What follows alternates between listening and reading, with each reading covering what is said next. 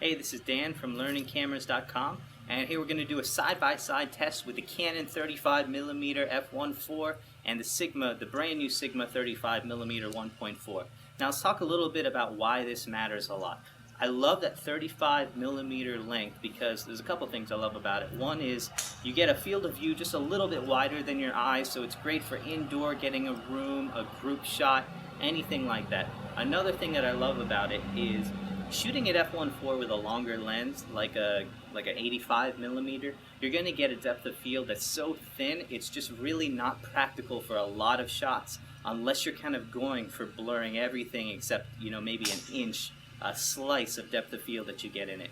When you step into a 35mm length, you're going to get much more depth of field even at the same aperture. And so when you're shooting at 35-1.4, I find I can shoot there much more often, still get the depth of field I want, still get the look that I want, and get a lot more light into the camera. So I find myself using this lens a lot. I can shoot with much lower ISO. Shooting at f1.4 is great, and I'm still able to get enough depth of field for virtually all my shots. Now this is going to matter when it comes to sharpness, because if we're shooting at f1.4 for a lot of these shots, we need to know that it's sharp, even at wide apertures like that. So another reason that this matters is Canon's 35mm f1.4 is a pretty old lens. You're talking 14 years old. Now they just redesigned the 35mm, their cheaper one. It's an f2 with image stabilization. It's actually going to be the same price as a Sigma, but you're talking nowhere near the build quality, nowhere near the sharpness. Well, it is an f2 lens, so you can't even shoot anywhere close to f1.4. It does have stabilization, but it's really just not in the same league as these lenses. Given that Canon just redesigned that lens and the road they went with it, I doubt you'll see another 35mm lens for a little while, so I'm guessing that this Canon is going to stay around for some time. Now when it comes to Nikon, you have a little bit newer lens. Theirs was designed in 2010. It's a little bit more current. That one you're going to see for a long time. Now as far as price goes, the Canon is going to be a lot more. You're talking $1,400 for something like that. This is $899 right now. I was able to get mine for $850. You might be able to find it a little bit cheaper depending on when you're watching this video. And the Canon or the Nikon is actually going to be even a little bit more. So you're talking a big difference in price. And like I said, that new Canon 35mm 1.2 or f2 is going to be the same price as the Sigma. So you're talking a much cheaper lens with something like this than you're able to get from the Canon. So it's very important to see how these lenses perform. You're going to get a lot of savings in something like that if you can go to a Sigma. Not only that, you're going to be dealing with some new technologies that Canon might not have had available back in 1998 when they designed this lens that Sigma now has available. Now when we look around these lenses, the cases are going to be pretty important on these because the Sigma case is very big and bulky, square. Once you get the lens out and actually start to use it, you're not going to bring this with you in your bag. It does have a belt strap, but I don't see anybody carrying something like this around. Now the Canon is a little bit more useful in that it's just a pouch. So when you put your lens in this, you can still put it in your bag, you can put it in a suitcase, you can put it in virtually anything you want. It'll still have some basic protection, not as much protection, but this is a lot more portable of a case on there. Now when it comes to the lens hoods, the Sigma is actually a little bit better feeling than a Canon. It firmly goes on and it very firmly clicks into place. The Canon is a little more difficult to get on it, and even when you do, it doesn't really click into place like the Sigma does, and it just kind of sits there. It's a little easier to get off, I guess, but I love the click into place that you get on there. Now when it comes to lens caps, the lens hood for Canon is a little bit bigger because the lens cap has a traditional design where you have to pinch from the very edges. It's almost impossible to take the cap on and off of this lens without actually removing the lens hood, and then you can get the cap off. It's very annoying. I know Canon has just moved to a pinch design in the middle. You're going to have to buy one of those kind of caps separately, but if you do that, that'll be a little bit better. It's just annoying to have to always remove this before you actually take the lens cap off. Now, one other thing on this is that the Canon hood design is actually rounded here on the top. You cannot stand this lens on the top like this and expect it to stay for very long. It will fall over. The Sigma, you probably wouldn't want to, but it does have a little flatter design right here, and it will actually stay this way if you do need to, but obviously this would be the best way to hold your lens. Now when it comes to overall sizes, it really depends on how you look at it. The Sigma by itself is going to be a little bit larger than the Canon. Now most of that is actually due to the lens cap. The lens cap is much thicker on the Sigma than it is on the Canon.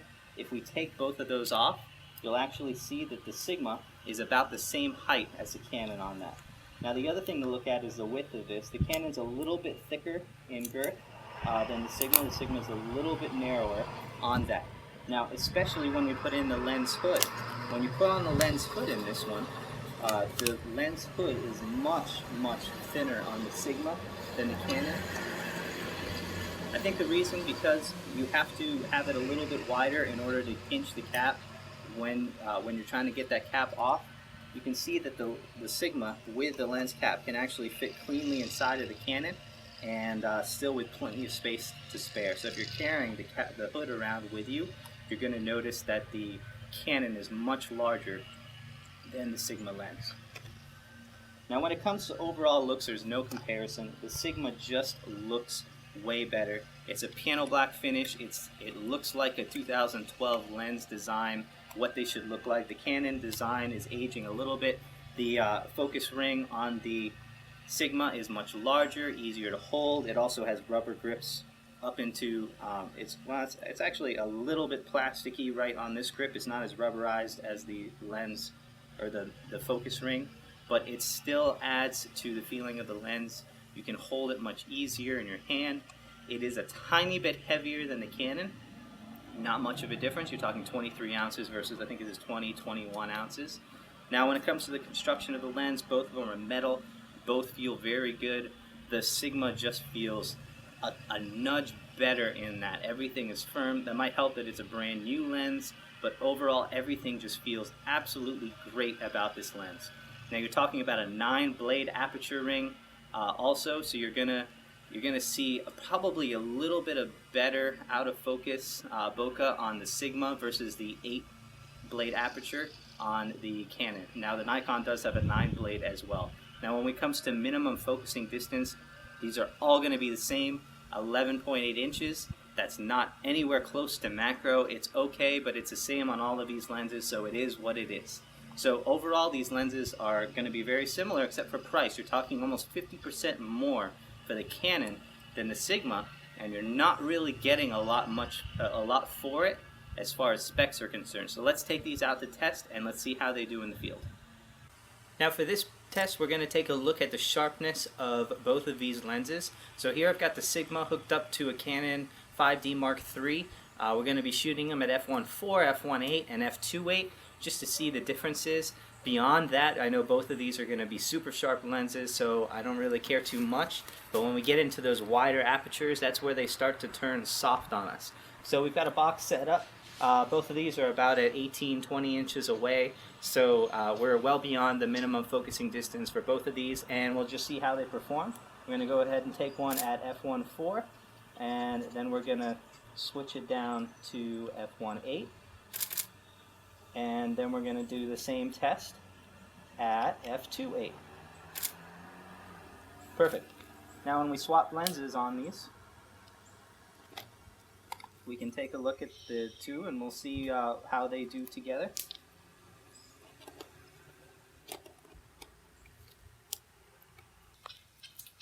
Now when it comes to the Canon, we'll do the same test on here. I'm at f1.4, and then we'll switch out to f1.8, and then we'll do the same test again at f2.8. And now we'll take a look at those results and see how they do. So in looking at the 100% crops on the sharpness of this lens, it's pretty unbelievable what the Sigma has managed to do. You're talking about at least a one-stop advantage in the Sigma versus the Canon. The Canon was fringing a little bit on the edges where the Sigma wasn't, and I was consistently able to get sharp results at f1.4 for the Sigma, and about the same sharpness as about f1.8, f2 on the Canon. So if you were comfortable with this Canon at f1.8, f2, you will be blown away by what you're getting in the Sigma at f1.4. Unbelievably sharp lens, much better than I expected. It's got to be one of the sharpest f1.4 lenses I've ever had, and I will definitely be using it at that aperture much more because of that. In many of the other lenses, the Canon 50mm 1.4 for example, at f1.4 it's pretty soft. I kind of like to take it at about f1.8, f2, that's about where it starts to get sharp. At the Sigma, f1.4 just as good as the Canon at f2. Unbelievable. Take a look at the results. You can download the full resolution files if you want, but this is a very, very nice lens with some very nice sharpness results. Now for this test, we're going to look at the bokeh in the Sigma and the Canon together. Now like I said earlier, the aperture is a 9 blade for the Sigma and an 8 blade for the Canon. So theoretically that should make a little bit of a difference, and we should see some smoother circles in the Sigma, but you never know until you find out. So we'll go ahead and take a picture with the Sigma, and then we'll pop on the Canon. And basically what we're doing is we're close focusing both of these lenses and then shooting them at infinity, and that's what's going to give us those out of focus areas. So we'll take a look at those results and see what we have. Now with both of these lenses, I did try about as hard as I could to get some flare into the shot. I shot with the sun at all different parts of the camera, of the lens. I shot at all different aperture values and shutter speeds and darkness, lightness values, any kind of exposure, and I was really unable to get any significant flare off of either of these lenses. If you do, it's probably an extreme case and just a slight movement in the camera will get it right. I was virtually unable to reproduce any significant flare on these. That is without the lens hoods. If you put the lens hood, it would be better. Trying to create a worst case scenario for that. So I do think that both of these lenses handle extremely well. They both have elements on the front of them that's supposed to reduce it, and I'd say it works very well in both of these lenses. Now vignetting these days is not really too big of a deal because we have software that can fix it to pretty much any degree, but we'll take a look at the difference between these two lenses and we'll see if there's anything significant between them. Here we have a mostly white wall, so it's going to show it a little bit better, and we're just going to take a picture of that at f1.4, and then we'll take another picture of the same thing at f1.8. Actually, we'll go up to f2.8 and we'll see the difference between those two. And then we're just going to swap these two lenses out and take off the Canon, and we're going to put on the brand new Sigma. And we will do an identical test to that. Just get the shutter speeds the same, and we're going to start our first one at f1.4.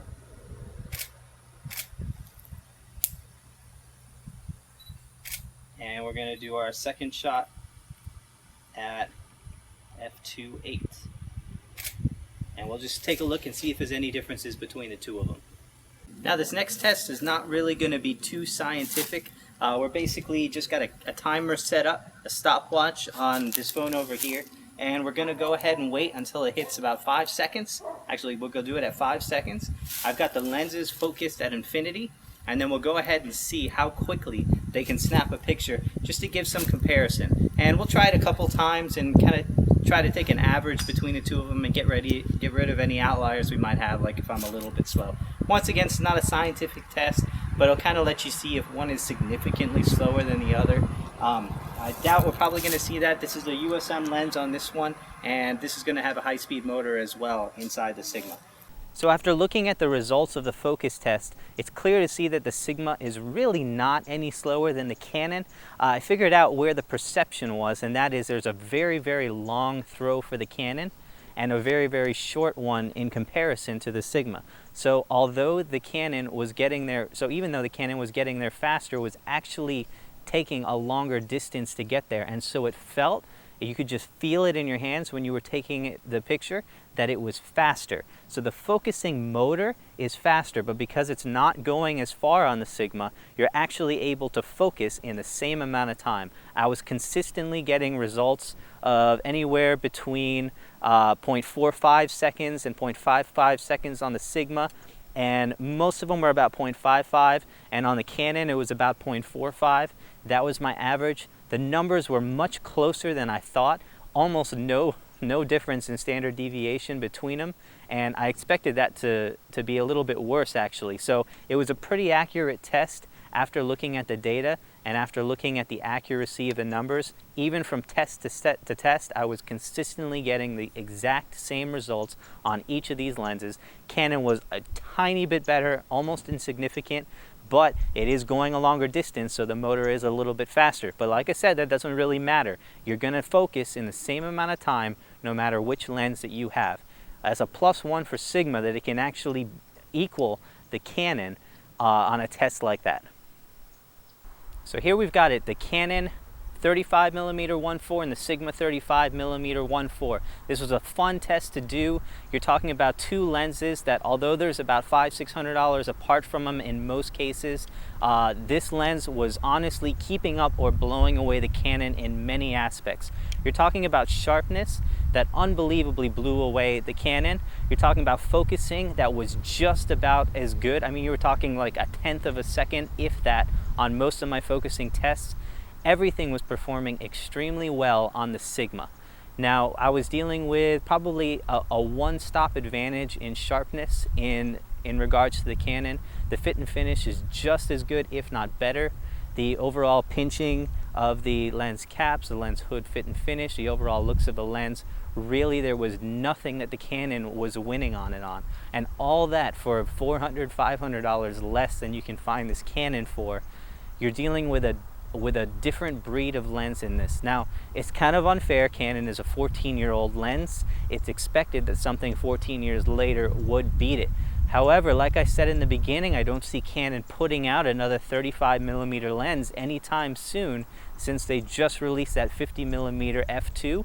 I could be wrong on that one. I just don't expect it to happen anytime soon, maybe 2–3 years from now.